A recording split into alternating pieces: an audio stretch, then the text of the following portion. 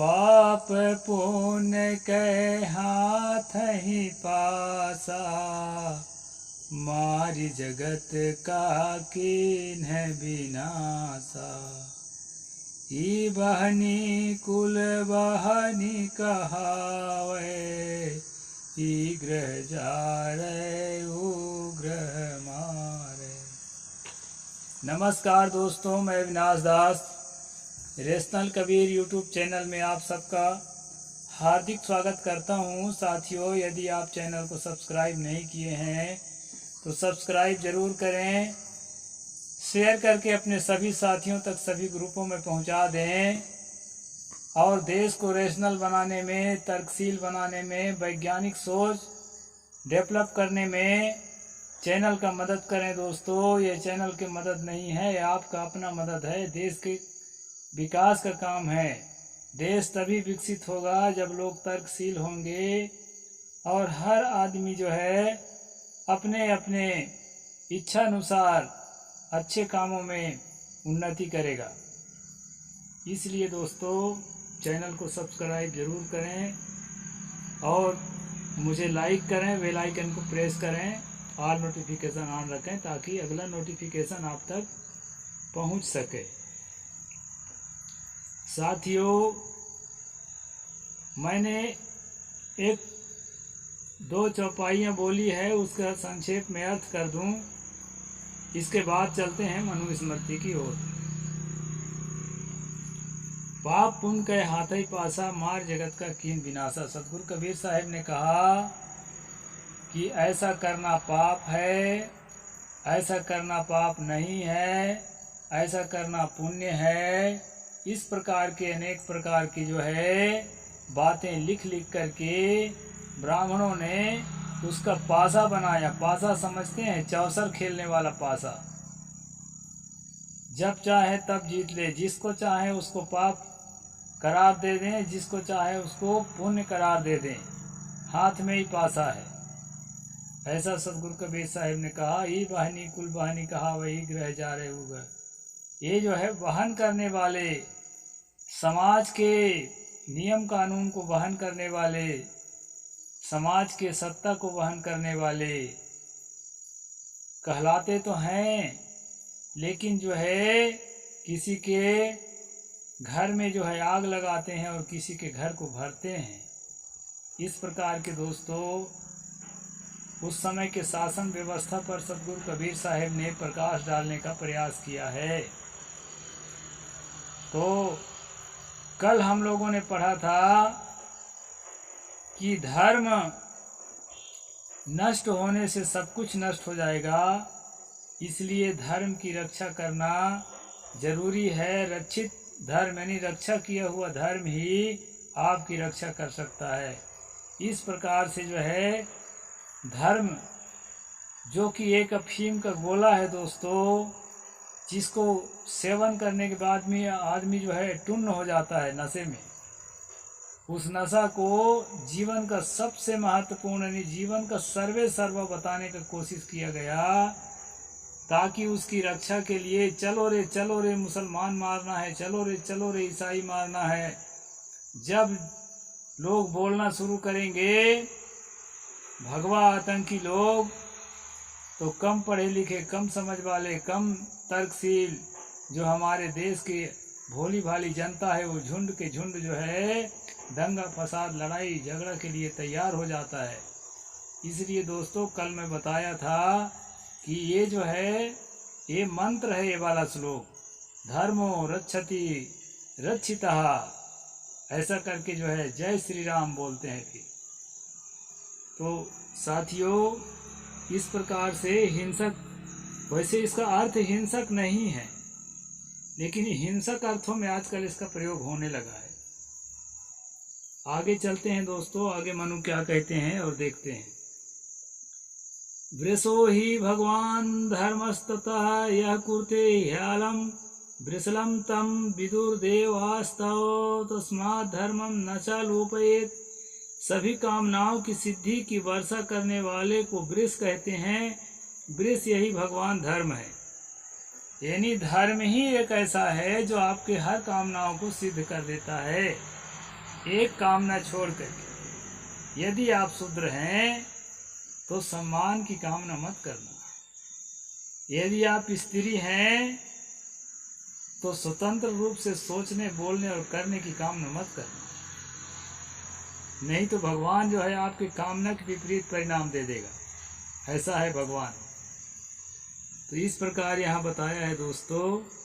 आगे हम चलते हैं। धर्म का लोप ना करें, जो धर्म आपको बताया गया है उसको फॉलो करें, उसका लोप ना होने दें। यह जो यहाँ मनु जी बता रहे हैं, एक एवं सुधर्मो निधने पिनुयात यह शरीरेण समम नासम सर्वमन्यद्धि गच्छति। एक धर्म ही ऐसा मित्र है जो मरने पर भी साथ जाता है और अन्य पदार्थ शरीर के साथ नष्ट हो जाते हैं। इस प्रकार धर्म की महिमा बताई गई है दोस्तों, ताकि लोग धर्म के नाम से उल्लू बन सके, रेशनैलिटी उनके जीवन में न आ सके, एथिज्म उनके जीवन में न आ सके, न वो तो तर्कशील बन सकें, ना तो सत्य को खोजने वाले सत्यनिष्ठ बन सकें। अंधा बने रहें, मूढ़ बने रहें, अंधभक्त बने रहें।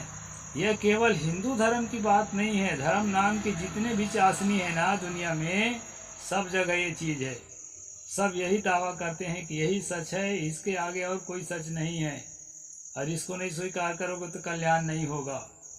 इस प्रकार जो है दोस्तों, जब धर्म के नाम से मनुष्य अंधा बन जाता है तो उससे चाहे जो करवा लें। आज देखते हैं महिलाओं का कितना शोषण हो रहा है धर्म के नाम से। तंत्र मंत्र के द्वारा तांत्रिक लोग शोषण कर रहे हैं। मंदिर में पुतरा पुतरिया रख करके पुरोहित लोग शोषण कर रहे हैं, पतरा पंचांग रख के, और घरों में आकर के शोषित कर रहे हैं। वस्तु शास्त्र के नाम से शोषित, ये सब धर्म के ही हिस्से हैं। घर बनाएंगे तो वस्तु शास्त्र वाला चला आएगा आपको शिक्षा देने के लिए। तो अच्छा, एक बात याद आ गई तो कह देता हूँ दोस्तों। कई धर्म शास्त्र में लिखा है, हो सकता है इसमें भी मिल जाए।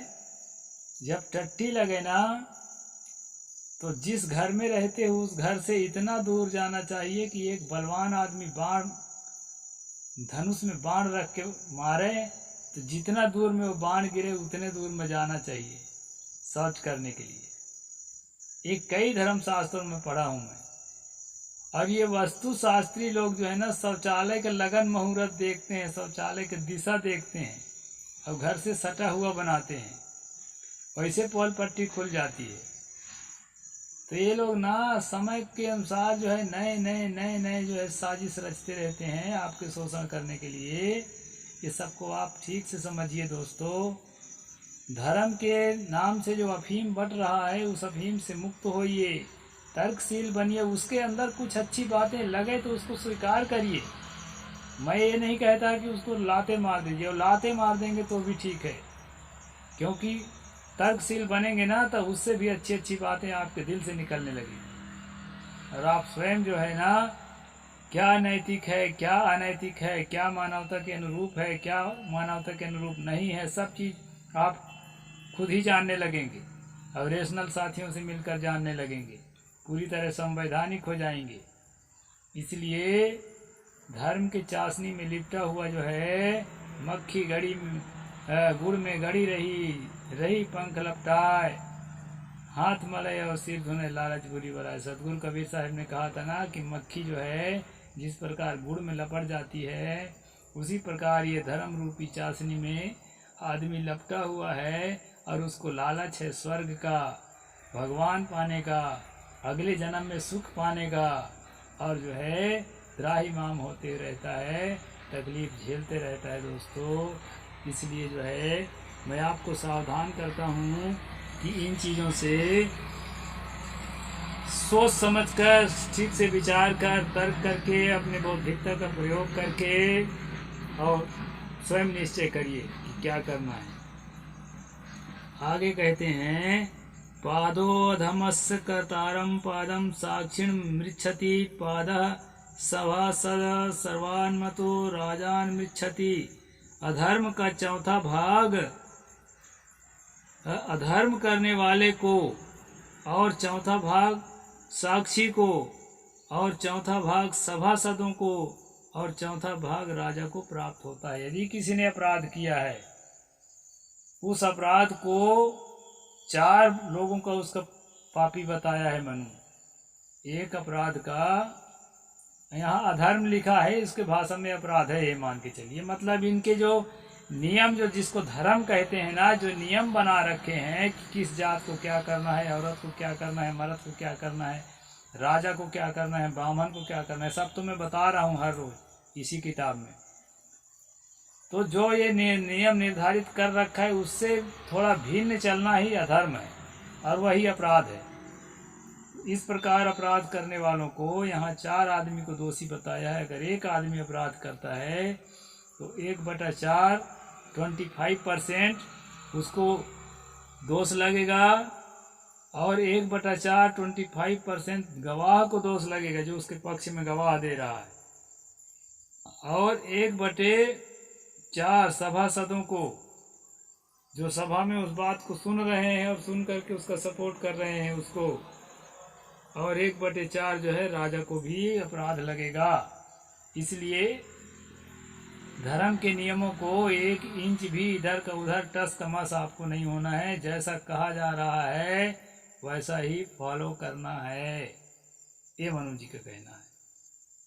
आगे चलते हैं। राजा भवत्तेनास्तु मुच्यन्ते च सभासदः हिनो गच्छति कर्तारं निन्दार्हो यत्र निन्द्यते। जिस सभा में निंदनीय व्यक्ति की निंदा होती है वहाँ राजा पाप भागी नहीं होता, और सभासद भी पाप से मुक्त होते हैं, किंतु पाप करने वाले को ही पाप का फल मिलता है। ये अच्छी बात है। इस बात में हम मनु के साथ हैं। अगर गलत किया है और उसको सहयोग नहीं किया जा रहा है गलत किया हुआ को, अब इनके जो तथाकथित धर्म की बात मैं नहीं कह रहा हूँ, अगर कोई भी अनैतिक असामाजिक काम करता है, चोरी हत्या पे विचार करता है, या किसी को गलत तरीके से अनाधिकृत रूप से किसी को प्रताड़ित करता है, या किसी का धन हरण करता है, ऐसी स्थिति में उसको अगर साथ देने वाले राजा लोग नहीं हैं, सांसद विधायक लोग नहीं हैं, तो वो पापी ही अकेला जो है पाप का फल भोगेगा, अर्थात उसी भर को जेल होना चाहिए। ये बात सही है। लेकिन दोस्तों आप देखे हैं, खासकर उत्तर भारत में हाथरस कांड से शुरू हुआ, इसके बाद फिर जो है वो क्या नाम के वो संगीत सोम वगैरह क्या क्या जो हुआ नहीं, कुलदीप सेंगर वगैरह, सारे केसों में सांसद विधायक सब आपराधिक साथ खड़े हुए दिखाई पड़े थे। मणिपुर में तो पूरा सरकारें साथ में खड़ी हुई दिखाई पड़ी, बहुत ज़्यादा जोर लगाए तो थोड़ा सा निंदा किए। तो इस प्रकार दोस्तों अपराध के साथ आजकल जो लोग खड़े हैं, अभी चुनाव का समय है, अभी आप लोगों को समझदारी से बटन दबाना है।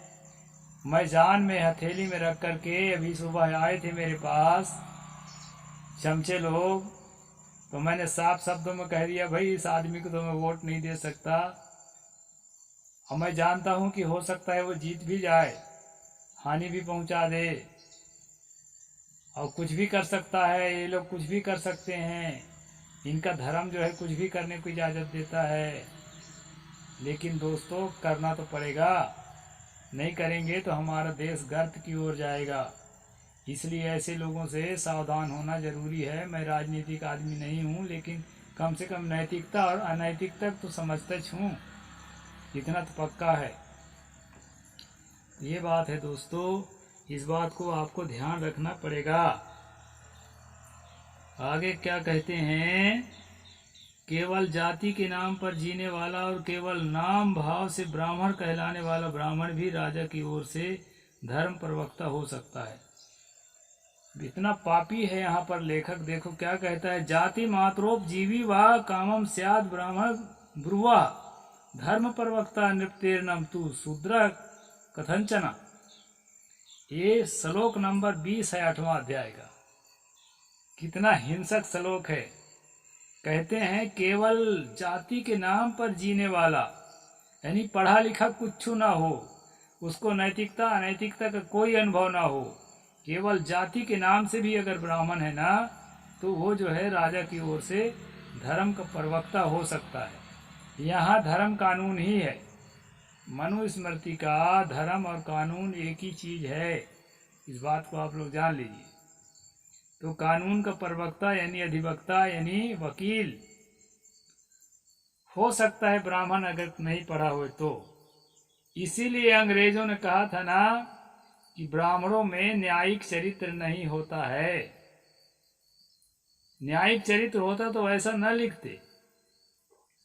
फिर क्या कहते हैं, परंतु शूद्र कभी नहीं हो सकता, शूद्र कभी हो ही नहीं सकता, वकील नहीं हो सकता है, वक्ता नहीं हो सकता है। वो जो धर्म का वक्ता भी नहीं हो सकता, जैसे हम लोग कबीर पंथ को जो है डिफेंड करते हैं ना, ऐसा भी नहीं हो सकता है शूद्र। वो तो हम कबीर पंथ में है इसलिए छत्तीसगढ़ के अंदर बच गए हैं। अभी आप लोगों ने देखा था सन 22 में यामिनी साहू को, वो वक्ता है, वो उसका श्रीमद् भागवत का सारे ब्राह्मण घेर के लतियाने लगे, आखिर में उसको छोड़ना पड़ा अपना कारोबार। तो हम कबीर पंथ में इसलिए हमको कोई नहीं लतिया पाता है। कबीर साहब का तो मार्ग ही यही है कि अन्याय के खिलाफ बोलो और न्याय को बढ़ावा दो। इस प्रकार दोस्तों यहाँ पर मनु कहते हैं कि नाम मात्र का ब्राह्मण भी जो है वकील हो सकता है, अधिवक्ता हो सकता है, लेकिन शूद्र किसी भी हालत में कितना भी एजुकेटेड हो। इसीलिए बाबा साहेब जब पढ़ लिख करके वकील बन करके आए, अनेक डिग्रियां 32 डिग्रियां को लेकर आए, इसके बाद भी जो है उनका मूल्य नहीं होता था इस भारत के अंदर, क्योंकि लोगों के दिलो दिमाग में ये वाला जो मनु का कानून है ना, वो अच्छी तरह से घर कर गया था। आगे क्या कहते हैं दोस्तों, यस्य शूद्रस्तु कुरुते राज्ञो धर्म विवेचना तस्य सीदति तर राष्ट्रे पंके गौरी पश्यता। यहाँ कहते हैं जिस राजा के यहाँ शूद्र न्याय करता होता है, यानी मजिस्ट्रेट होता है, जज होता है शूद्र, उस राजा का देश पंख में धंसी हुई गौ की भांति क्लेश पाता है। जैसे कीचड़ में, अच्छा गहरा कीचड़ हो, उसमें किसी कोई गाय फंस गई हो और उसको कोई निकालने वाला ना हो, तो उस गाय को जिस प्रकार दुख होता है कीचड़ में धंसी हुई गाय को, उसी प्रकार जिस राज में शूद्र वकील हो या शूद्र मजिस्ट्रेट हो, उस राज के जनता जो है उस गाय में फंसी हुई, कीचड़ में फंसी हुई गाय की तरह जो है दुखी रहेगी जनता, वो राज इतना पीड़ित रहेगा। इस प्रकार जो है मनु यहाँ पर शूद्र के न्यायाधीश और वकील होने से साफ इनकार कर रहे हैं। वो मूर्ख आदमी आज अगर होता हमारे सामने ना, अरे और की बात तो छोड़ दीजिए, मैं भले सन्यासी हो गया हूँ, मेरे बड़े भाई की बड़ी वाली बेटी अभी जो है ना बिलासपुर में क्या नाम के सिविल कोर्ट में और उच्च कोर्ट में फाइट करती है, यही छत्तीसगढ़ के अंदर। तो सुधरे तो है, हम लोग सुधरे तो हैं। तो दोस्तों मनु का कानून होता तो हम ऐसा नहीं कर सकते थे। मैं यहाँ मंच पर बोल रहा हूँ ना, ये भी मैं भी नहीं कर सकता था। अभी हम 1-2 दिन पहले पढ़ के आए हैं कि जब स्वामी विवेकानंद वहाँ से शिकागो से भाषण करके आए, तो कबीर और रामानंद किताब में पढ़ के सुनाया हूँ, पिछले एपिसोड्स में देखना कि उसको जो है कलकत्ता का चीफ जस्टिस क्या बोला कि अगर देश का राजा हिंदू होता ना तो इस विवेकानंद को हम फांसी पर चढ़ा देते, क्योंकि यह शूद्र है और इसको न तो भाषण करने का हक है और न तो साधु बनने का हक है। दोस्तों ये संविधान की सुरक्षा में हम लोग जी रहे हैं, मनु की सुरक्षा में तो हम लोग साधु ही नहीं हो सकते थे, भाषण करना तो बहुत दूर की बात है। तो इस प्रकार से मनु के कानूनों का वर्णन मैं कर रहा हूँ दोस्तों।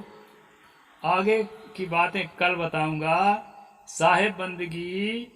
जय भीम, जय जोहार, जय भारत।